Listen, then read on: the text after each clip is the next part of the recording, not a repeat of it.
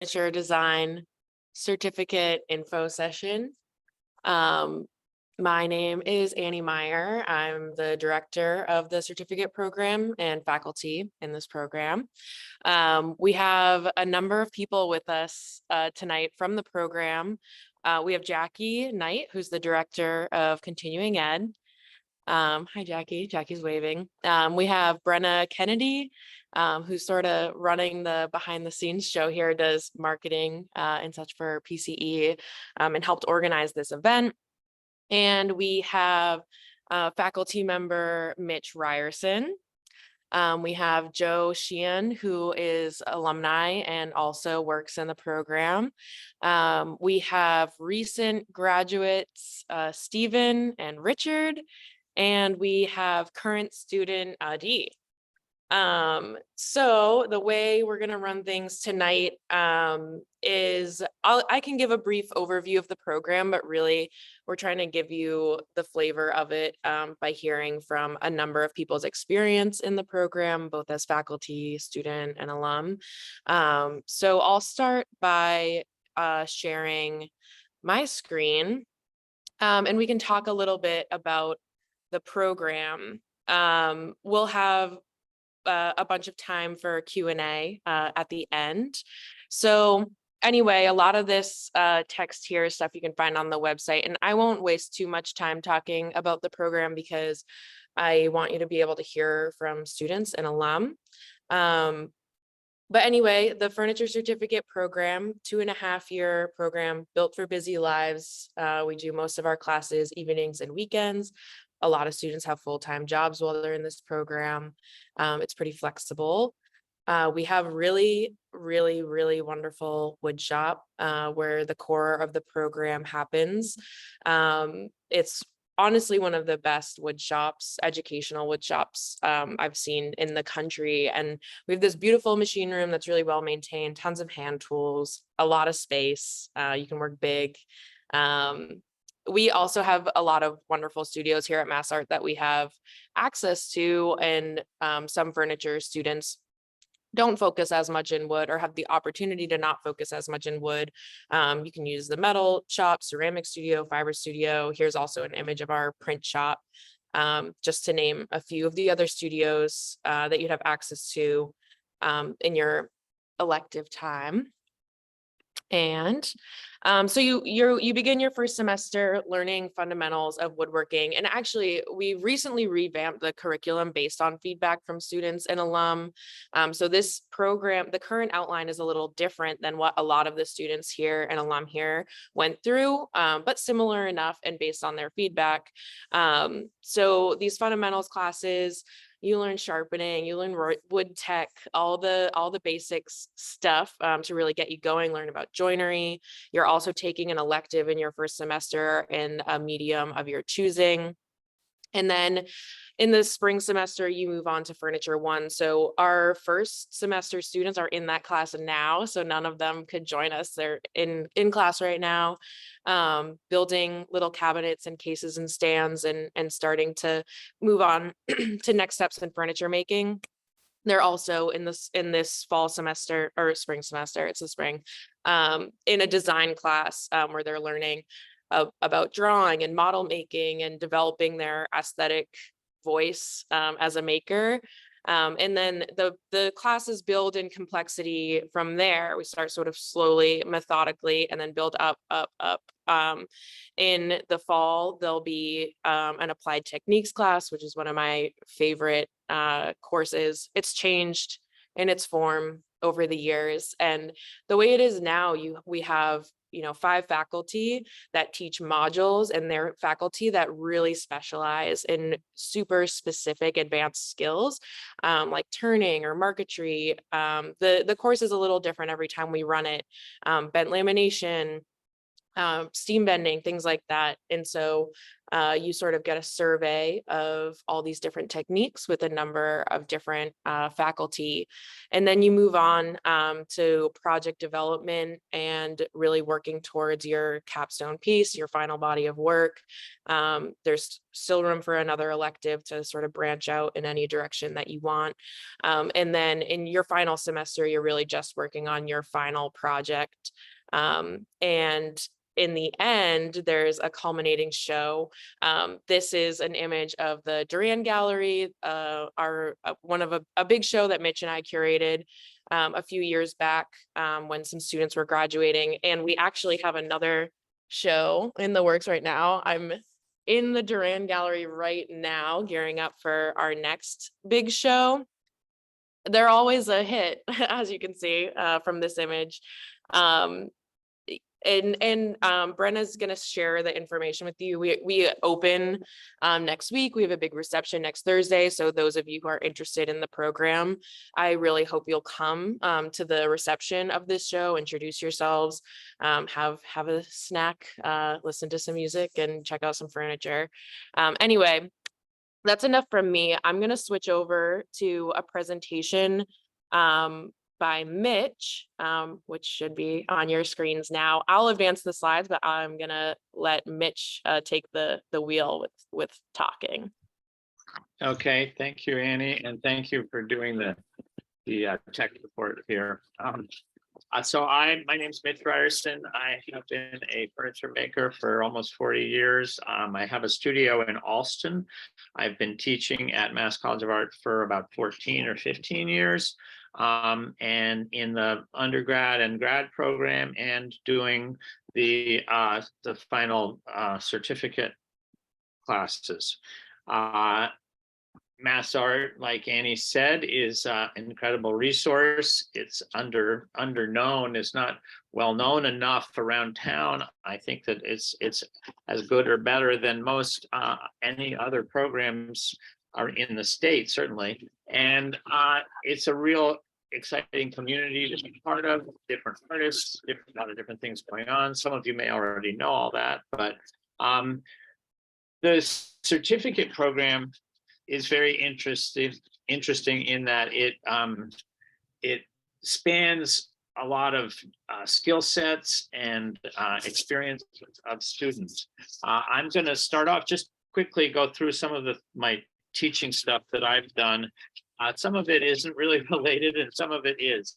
That first one was a shot of the elevator doors opening in Tower. Assignment I gave was, and this is the kind of creative thinking that I think making furniture in an art school engenders in a way. But I was inspired by the school partly. But the assignment was to make a chair that you could, a knockdown chair you could assemble between, you get on the elevator with your parts, and then when you can go to the 5th floor and come back again, and when the doors open, the chair has to be together. So that was the assignment. I think it's really good to get people to push the end. Okay, keep going. This is a knockdown chair, same year. These are older shots, but it comes apart completely. Next.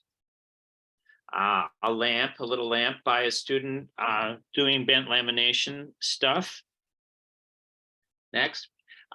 This is steam bending, a chair in one of my undergrad classes. Actually, she was a grad student, so a lot of curved work. Next, another steam bent table that a student made several years ago, and we've done a lot of steam bending in the class. This is another little table that was steam bent.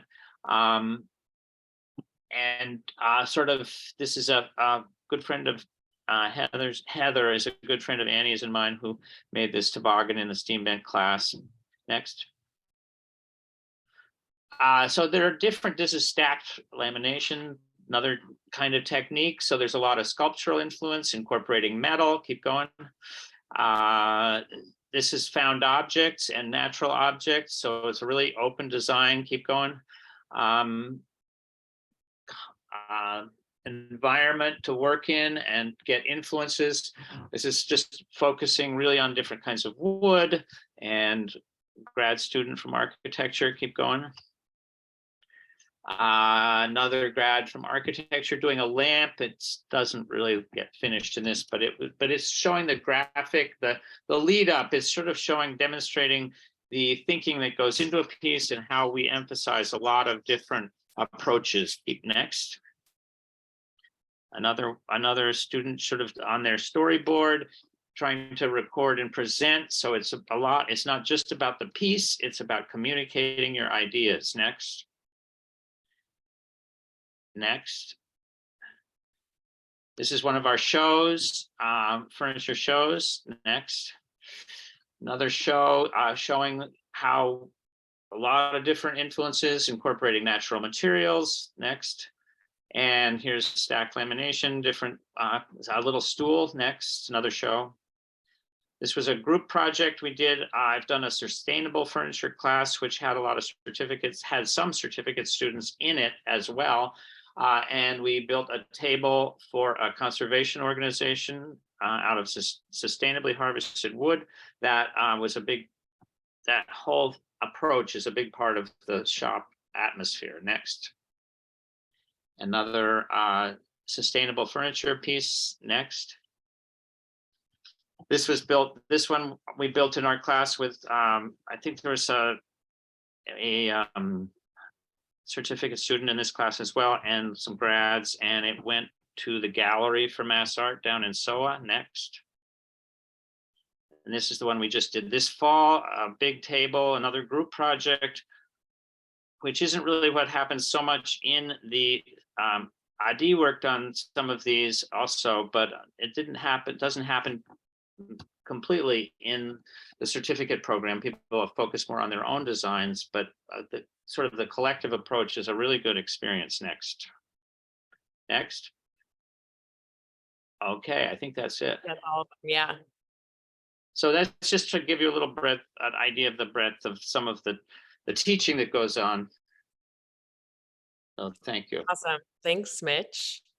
Okay, so now I think we're going to pass it to Joe, alumni of the program, works here at MassArt, and I'll let you take the wheel, Joe.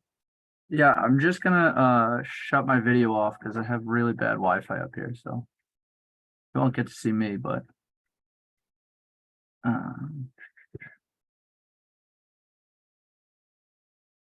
so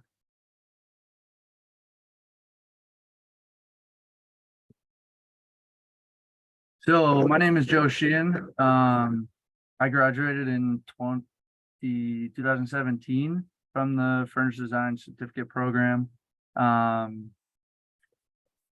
before I get into my work in MassArt, I just want to give you guys a little bit of background because I came into the program with a little bit of experience. I graduated high school in 2013, and I took every shop class I had at my high school. After that, I got a job working for a full-time woodworker, and then left that job to go to Vermont for a year and enrolled in the Vermont Woodworking School, which is a full-time furniture design program. And after a year at that program, I transferred to MassArt and moved back to Boston and restarted my job with the company I worked for in between high school and college. So that brings me to MassArt. So this is my first chair.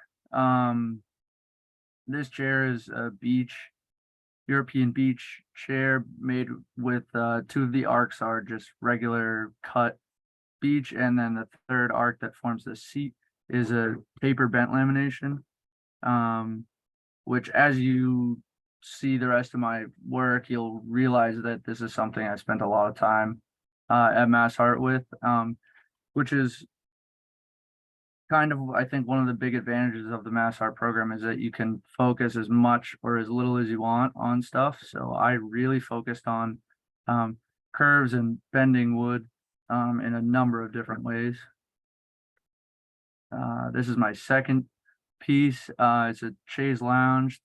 Everything you see in this chair is a bent lamination. So the like lighter slats are maple, and then the legs of the chair themselves are African mahogany.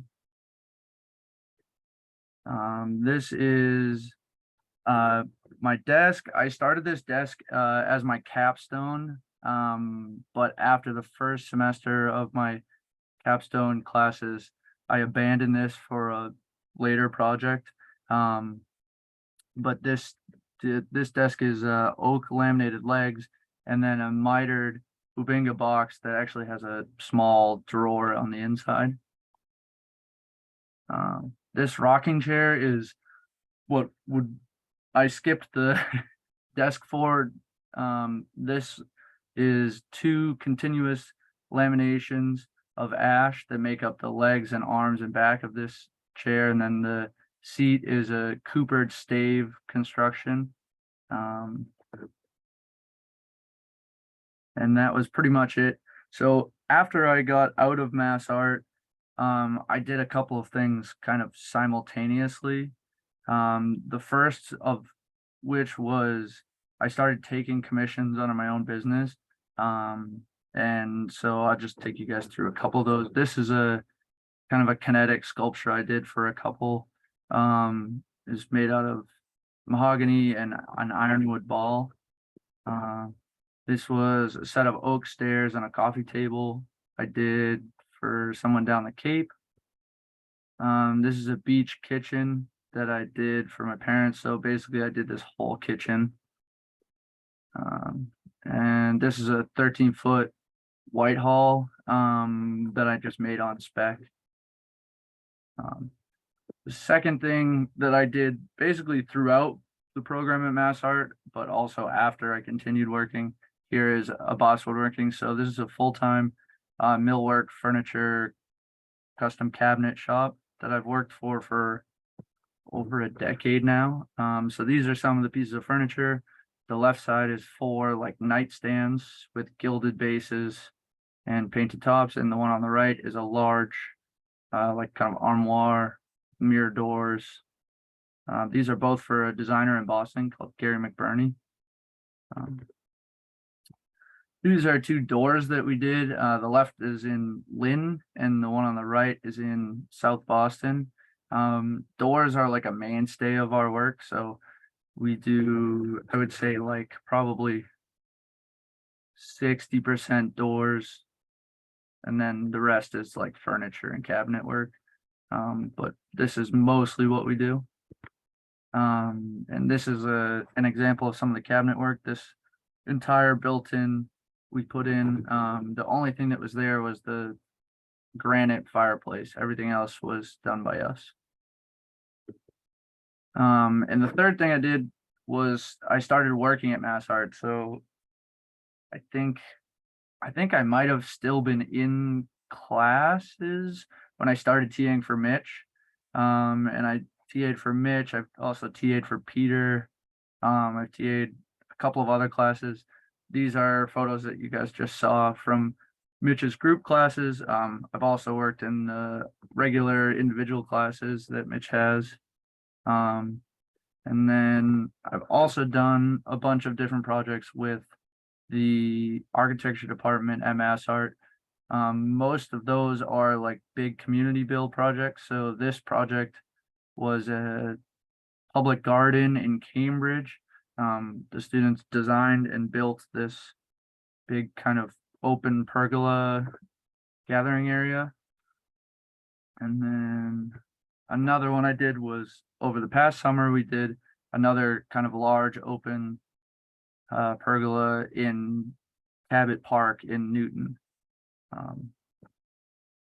So as you guys can see, like all of the things that I now do for a living came from this program, which is right why I like this program. I think that you can get almost anything you want out of it. As long as you put like as much hard work and time as you can into it, you can get so much out of such a simple program. So, yeah. Awesome. Thanks, Joe. Okay, and now I'm trying to remember the order I said we were gonna go in. Maybe Adi, do you wanna go next? Yeah, I'll share my screen. Can you see my screen? Yeah. So I am still in the program. I supposed to graduate, I think, this coming fall. I have 2 semesters ahead. We came from Israel 6 years ago, so I used to be an architect. I used to plan a lot of furniture, but someone else made them. So at some point when we moved here, I decided I want to do it myself. And I had a chance to design some environmental sculptures, like not from wood, but something that is more sculptural than architecture. And I'm also a potterer on top of everything. So I really like to work with material and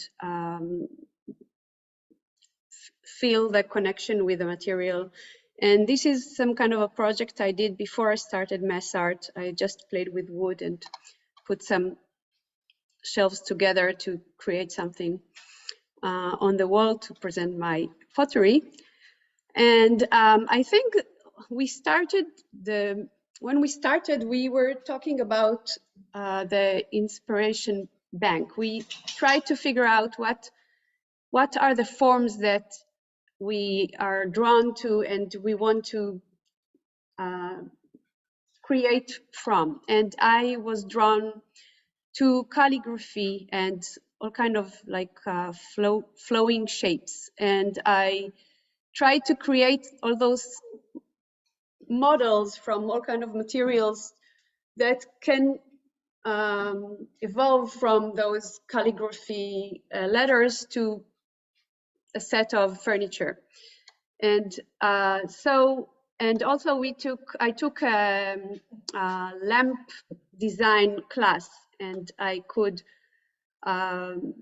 combine my love to pottery into wood and light. So I really like playing with all kind of material together. And this is a stool project that we did. At some point I took a stool class, and I tried to figure out how to create something that is very minimalist. So first we built it from poplar, and we created it step by step with like we made all the mistakes on the poplar model, and then I created it from oak. So this is what I call the X stool. Oops. And then we had, Mitch told you about the SOA gallery that we needed to plan and design some furniture for the SOA gallery. So Gideon and I were playing with all kind of forms and shapes, and we came up with this design for a bench that is actually sitting permanently in SOA gallery. So this is a model of the bench, and we used material that we received from a sustainable forestry to create this bench. And I took this model that was part of my the first models that we just played with. I took one of the models and I decided to actually create a shelving unit from it. So I used this form, round form, to bend lamination around it, and I had a lot of help from the staff. and covered it with veneer, and this is the piece that is on the wall of my living room. And I added aluminum for the back and the rim to add some other material to it. And this is actually a piece I'm working on now. It's not finished yet, but I'm playing with forms that can be combined to a table. So eventually it would look like 4 little tables that are shaped into one table. So I started in metal shop and played with the form with metal, and now I'm actually working on wood to create this table from wood, but I don't have a picture of the stage for now. So this is my slideshow.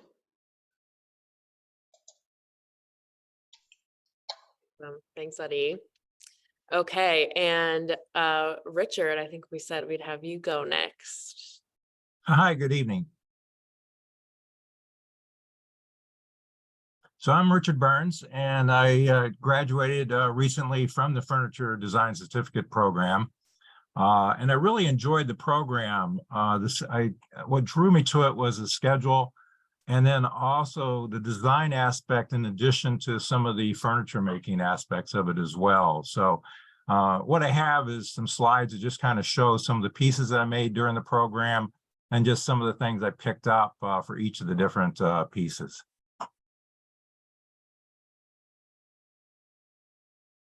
So the first table I made as kind of the first project was 2 end tables that had a shaker inspiration, but then also I was in Annie's class and she was suggesting, look around for inspiration, and Zildjian Studios happens to be nearby, and they're a maker of cymbals and drumsticks, and that kind of inspired me to make the table with a patinaed copper top and then legs that were modeled after Vic Firth drumsticks. So it's made out of maple and the legs are black walnut, and I got patinated copper sheeting that I was able to use for the top.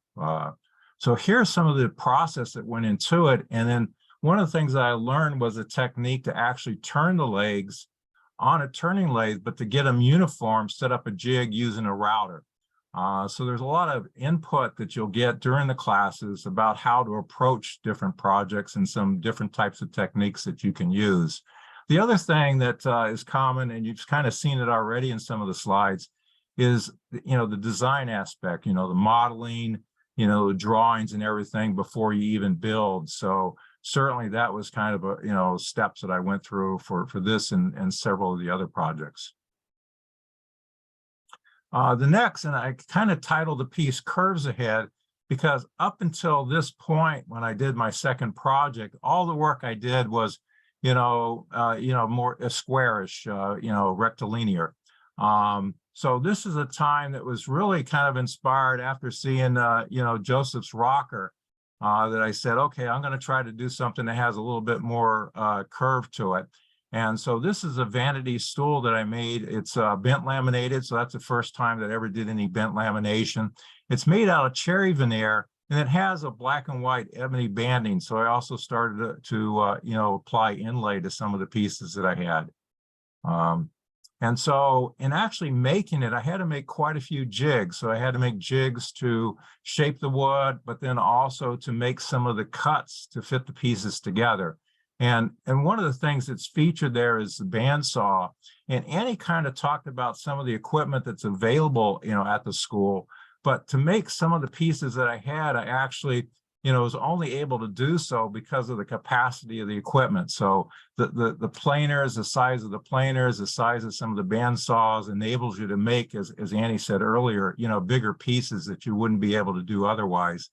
And also my design started to change. So whereas before I just kind of sketched out the drawings, now I started to do more computer work where I was using SketchUp, to actually do some of the drawings for the project. Now, this particular project that I just recently finished was actually the third project. I started it in 2019, but it took a while to finish it. And I was kind of inspired by a piece, that Stephen did that had chatoyance to it, so that the wood, as you looked at it from different angles, actually would, kind of be fluorescent, or, would take on a shine, from different perspectives. So I'd actually bought some figured cherry to use for the chest. The downside was when I started to do some test finishes, the cherry got blotchy. It absorbed the oil in different ways. And I tried all kinds of techniques on test pieces, fortunately, to try to figure that out. And I recently figured it out. So I went with a sprayed lacquer approach. But that's the kind of thing that, that you'll pick up on, is what different types of finishes to use, techniques such as, making cuts of the finish. So instead of applying it full strength, you might cut it back a little bit. And then all of the inlay work that you see on the top is a monogram for my wife's initials. All of the, starburst and everything, the corners. All of that was cut in the MassArt laser lab. So in addition to the woodworking equipment, there's also other equipment, available, at the school that you can use and learn how to use. So, so that's another aspect that I really enjoyed, from the program. So you can kind of see here in the upper corner, cutting out the veneer pieces, in the laser lab. But not only the veneer, all of the router templates that I used, I was able to cut those, using the lasers as well. And then for the corners, I used a different technique. Instead of going with dovetail corners, I wanted the figured cherry to show. So there, I switched to a full blind, multiple spline technique that Tay Frid had developed, and then used that to, for the corners, so that when you look at the piece, it's a mitered corner, and it kind of allows you to see the grain of the wood. And this is my final capstone project that I did. And except for the framework underneath it, everything is curved. The legs are a tapered bent lamination. So that's pieces of walnut that are tapered from 1/8 of an inch to 1/16 of an inch at the toe, and then glued together. And to actually bend the walnut, I had to first steam bend it and then put it into a jig with epoxy to then glue it up. The apron is made out of veneers of cherry and bird's eye maple. And then the actual edges is hard maple that was cut and then laminated together, and then I routed an edge, for that. And then the top is a Vermont Verde antique stone that I used, for the top. So for this particular project, I actually did a lot of work on the design. I did a lot of testing because, the walnut was harder to bend and to work with. So I actually had to do a lot of test work in preparation for the project. But this was, inspired by a Venetian console table that I'd seen in Italy on a vacation.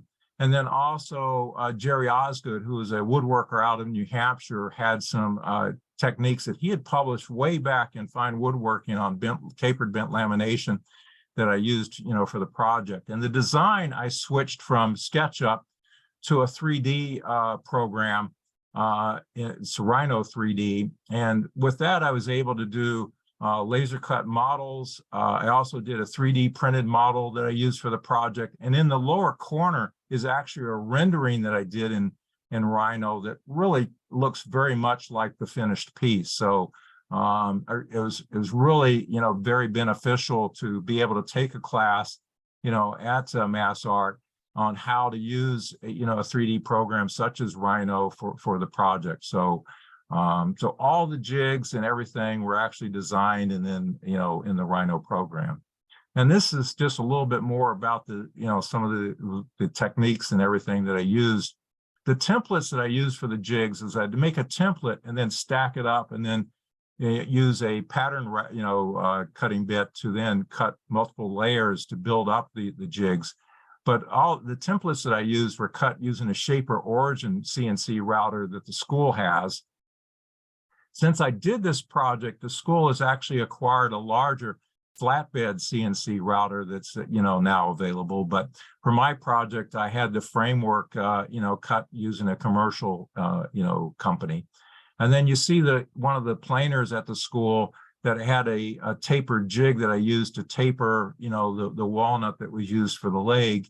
And then, as I mentioned earlier, due to the sharp bends, you can see in the lower corner the jig that was used to make the legs. And so I'd actually first steam bend it in that jig and then come back and use the same jig for the epoxy glue up. So this is, was the final project that I completed in the program. And some of the electives that I took, at first I thought, okay, you got to take electives. I wanted to, focus more on furniture. And I have to say, I really am glad that I had to take electives because I enjoyed them. You only have to take 2. I ended up taking 4. The first elective was a foundry class.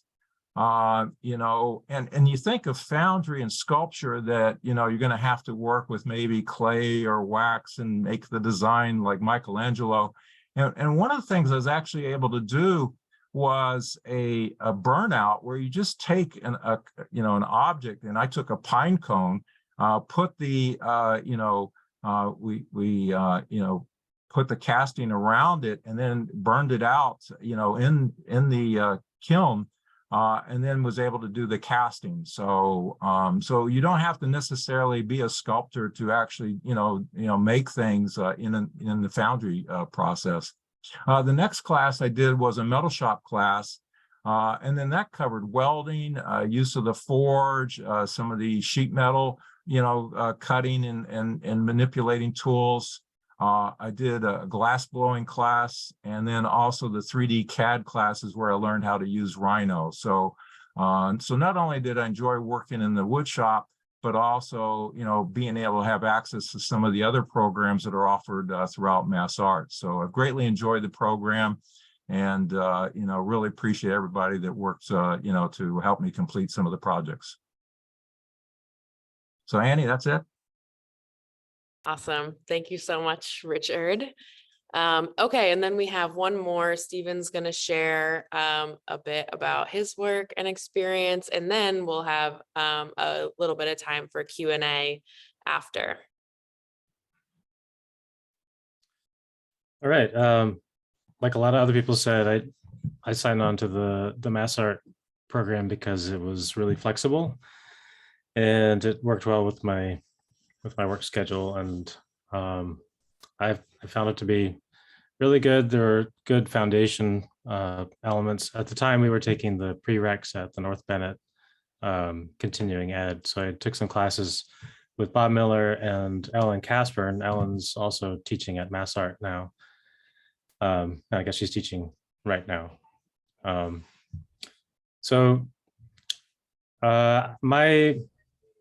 My interest, I became really interested in furniture making when I went to a North Bennett open house. And then I learned about the MassArt program and decided to do that. This was my first piece. I had taken Annie's class, the concept to object class, where you do design exploration. You try to find inspiration and develop your personal style. And then you make some actual end-to-end designs. And so 2 of the designs I made in her class ended up being very useful because I was able to take them into the art of furniture classes next, and I had the designs ready, and I was able to start the class with pretty much, 2 classes in, I had wood and I was already making it. So this is a stool I made, just a step stool. It was basically a technique practice. My interest early on was hand tool woodworking. So these are hand cut dovetails at an angle. And if you look at them closely, you'll see that they're half blind dovetails, even though they look like normal dovetails from one side. They don't have the normal lap, because they're mitered on the edge. From here, there's another design I made in Annie's class. This is a media cabinet. These are cabinet doors that have speaker fabric behind these lattice panels. So the panels they're hand cut Kumiko is a Japanese lattice work it became popular a few years ago, and I basically I like that a lot, so I incorporated that into this design. I used the same dovetails that I used in the stool on the top edges of this cabinet. So the top of the cabinet's really clean. It's just a figured sapele board. And so here you can see the speaker fabric in the back. And so this is kind of inspired by George Nakashima's work, and yeah, just kind of going in the same vein of a lot of hand tool woodworking. I did the case by hand, the dovetails by hand, and then I did the door frames. I did those on table saw, and then I think I already said the lattice work was cut by hand. One of the electives I took that I thought was really neat was sculptural basket weaving. And in that class, that's taught by Natalie Miebach. She's a extremely good weaver, very talented artist, very well along in her career, and she teaches at MassArt. And this was one of the weaves in the class. It's a hexagon weave, so you can see the same triaxial pattern that you saw in that Kumiko grid. I really like that. I like the triangles, and I like these hexagons.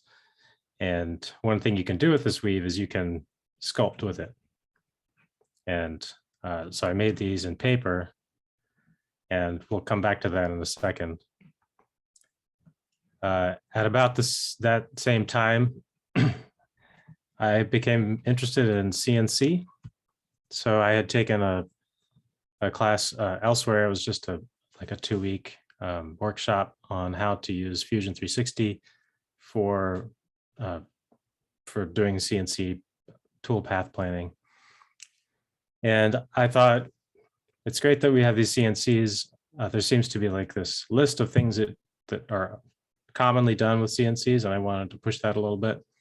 So I thought, what about compound angles? What about solid wood furniture? Is that possible?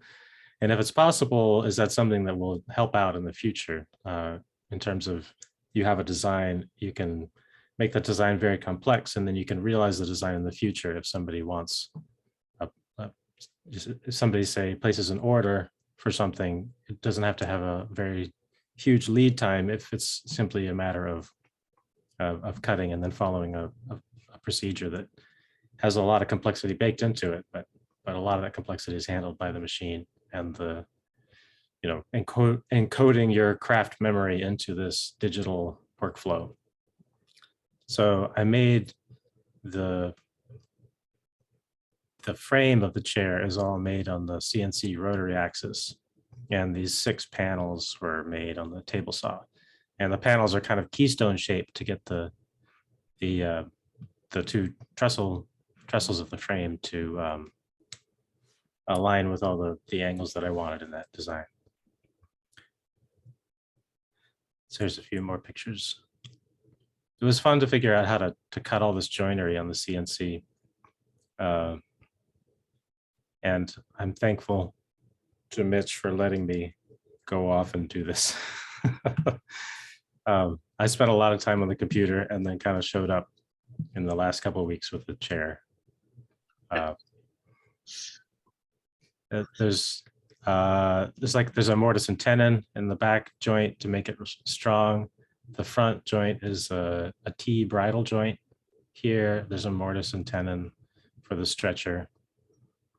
And then there's some kind of spline here. Yeah, this was a fun prototype. And then I decided for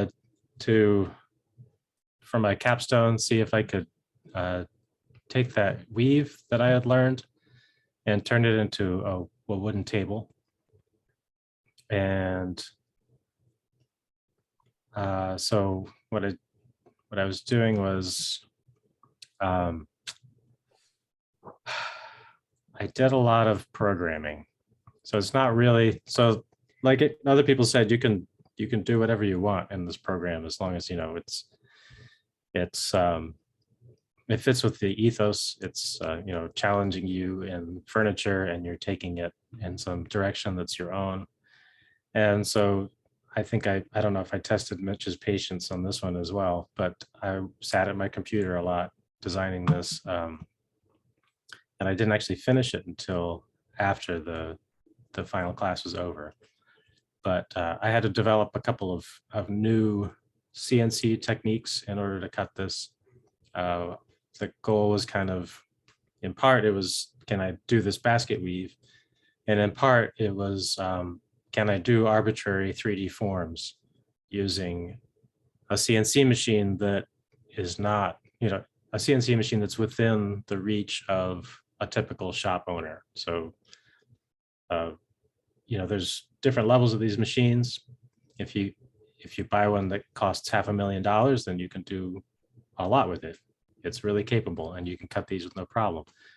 But if you are an independent maker or a small shop, there are these other machines that are commonly being bought now and put to use. And I was wondering if I could use one of those to do something like this. And so that was the project. And yeah, I think that's it. So thanks, Stephen.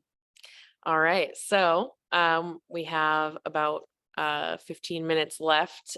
So would love to open it up for Q&A. You're welcome to speak up or drop stuff in the chat if that's more comfortable, but feel free to direct stuff generally to the group or to specific people. Anyway, I'll stop talking so other people have space to.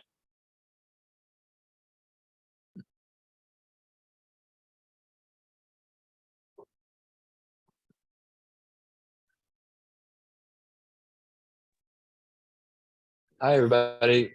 Can you hear me okay? Yeah. Okay, Yeah. great.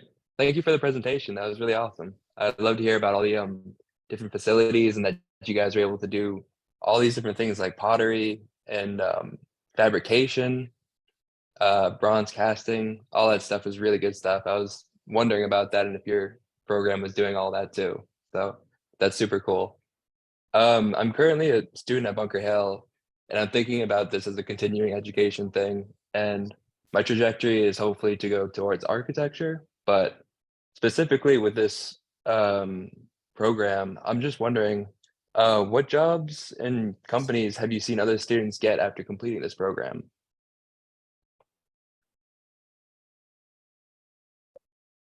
That's it. Oh, go ahead, Joe. You take it. Yeah, I can talk a little bit to that. So, I mean, I had my job as I was going through school, but the people who graduated in my class got a wide range of jobs. I mean,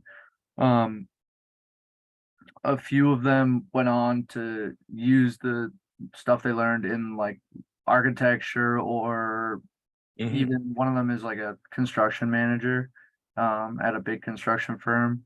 And then obviously I went on to use it super hands-on and woodworking directly. And then another girl used it in high-end furniture sales. So she started working for a high-end furniture shop.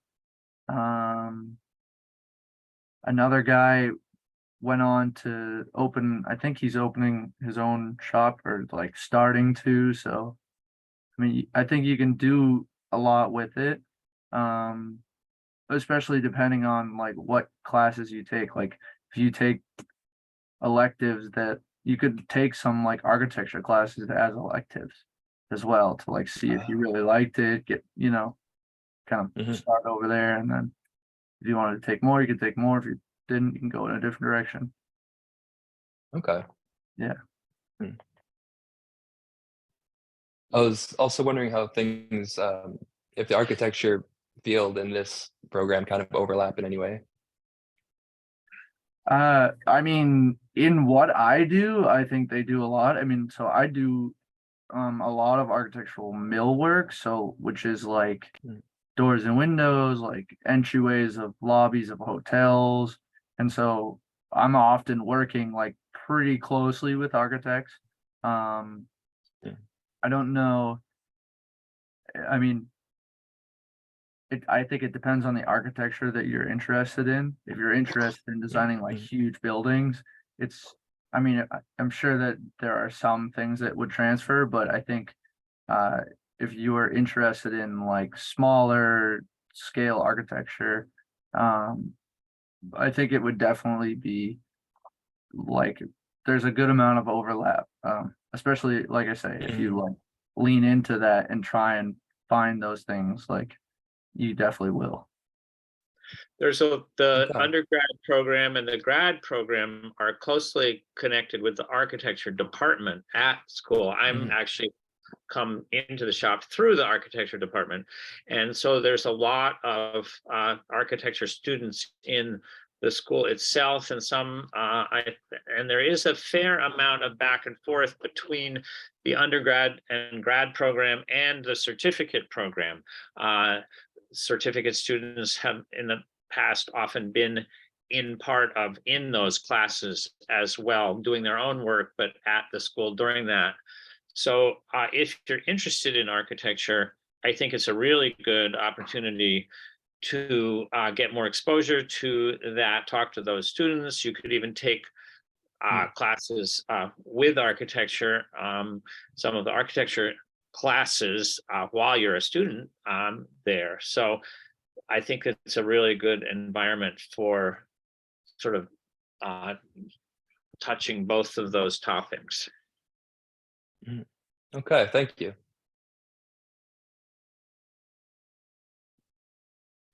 Hi. How many people have been, oh, sorry, go ahead. Sorry. Okay.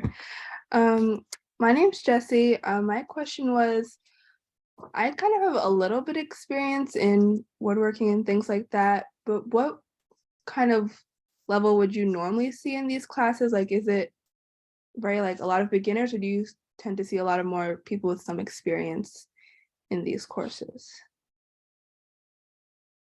Go ahead, Annie.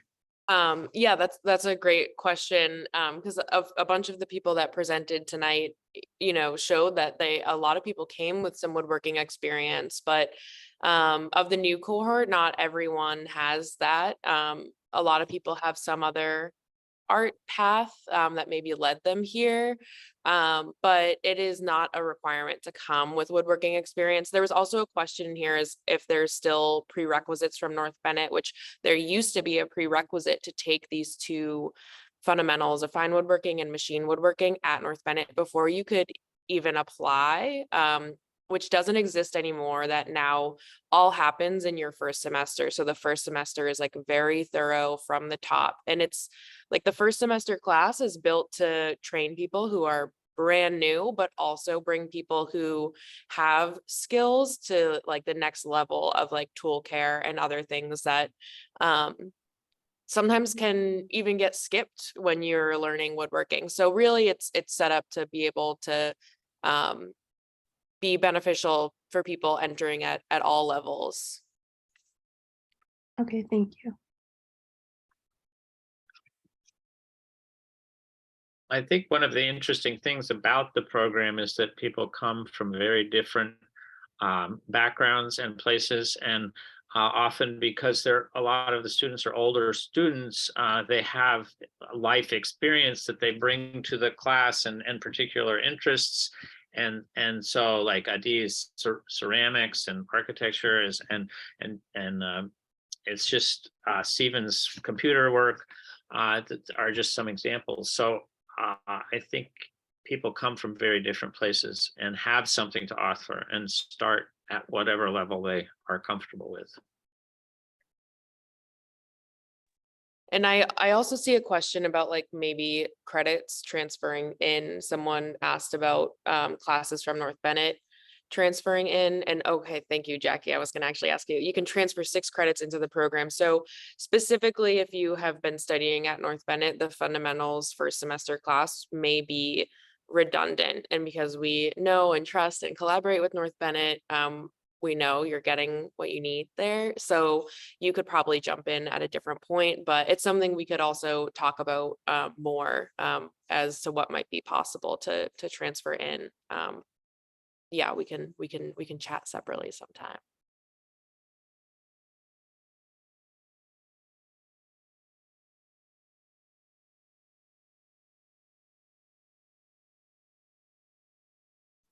We have about 4 minutes left if anyone has any final questions. But I will also throw my email in the chat and people can reach out anytime. Like I mentioned from the top, we do have a reception for our coming together furniture show next Thursday. So I hope to see you all a bunch there, or if you can't make the reception and want to come another time, you're welcome to do so. And I'd be happy to meet you here if you let me know when you'd like to come as well. Is that going to be at the MassArt Art Museum? It's not at the art museum, but it's in the Duran Gallery. So when you come and you enter through the main entrance of the DMC, it's just straight ahead down the hall on the right. Yeah, so it's nearby the museum, but one building over. Okay, very cool. Yeah. All right. Any other questions in our final few minutes? If anybody wanted to come to the shop also and talk to myself or Annie or the managers there to get a sense of the shop itself, I'm totally open to, I'm there on Fridays, but I'm there other times too. So if you get in touch, we'd be happy to have you come in and look around. Yeah, definitely. Come see the shop. All right. Okay, so yeah, Brenna just mentioned she'll be sending out the recording tomorrow. You all have my email. You have the admissions email for Joe Doucette, and an open invite to come see our show in our shop. So hopefully we'll see some of you again. And thank you to all the student and alumni and faculty presenters for sharing tonight. All right, I guess that's everything. So we'll let everyone go, but thanks again. Thanks, Thank you. everybody. Yeah. Thank you. Bye.